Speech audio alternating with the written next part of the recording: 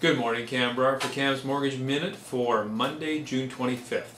Well, we've had a weekend to digest the new mortgage rules, and I'm going to share with you a few of my thoughts over the next few days.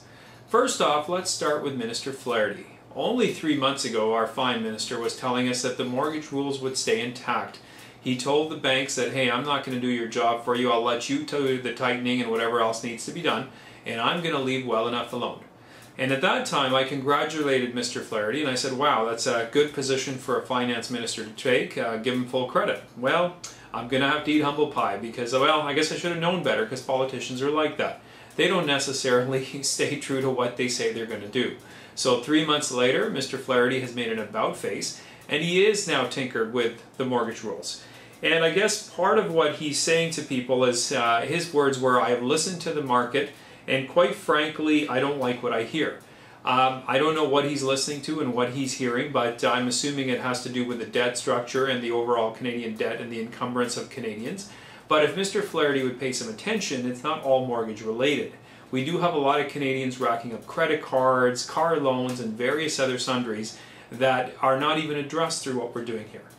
But that's here nor there. So I would think that we need to touch base on this because what Mr. Flaherty has now implemented along with OSFI is going to have a real impact on our mortgage market and the industry as a whole for years to come, as well as the real estate market.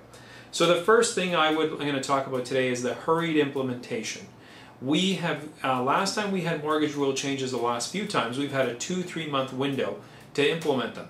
This time we have a total of 18 days lead time for the changes to take effect. So as you can well imagine, this is definitely going to cause some issues to arise.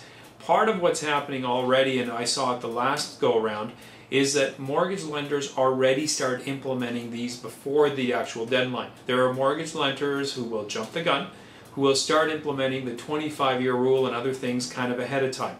They just don't like to see, they know it's coming, so they're like, well, we're going to put this through, let's just go under the new rules now, why wait? So this is really going to create some issues that front.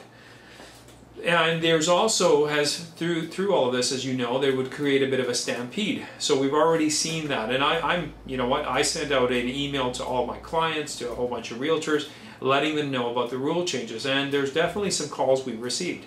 So this stampede is going to cause a couple of effects to happen. One is the lenders are all going to be inundated, and some lenders are prepared for this and others are not. And actually I think most lenders are not prepared because a lot of the lenders I spoke to were caught off guard with this change altogether.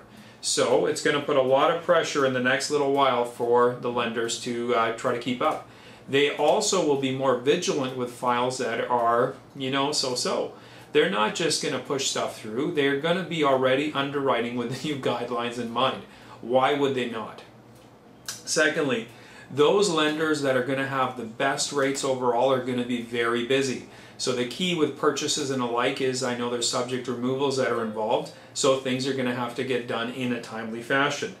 And also, I guess at the end of the day, what I've told a lot of folks is, yes, the time deadline is looming, but that's no reason, though, to buy a house that you're not going to meet your needs. If you find a house or you're pressuring yourself to buy a house that just doesn't work, it's not worth it. New guidelines or no guidelines. Because at the end of the day, you're going to have to live with that decision for years to come. If, however, you can work within the timeline and find something you like, we're here to help you. And we'll definitely do our best to get it done in a timely fashion and get it put through. But by all means, do not rush out. Buy a piece of crap house that you just don't want to buy for the sake of getting in. That makes absolutely no sense.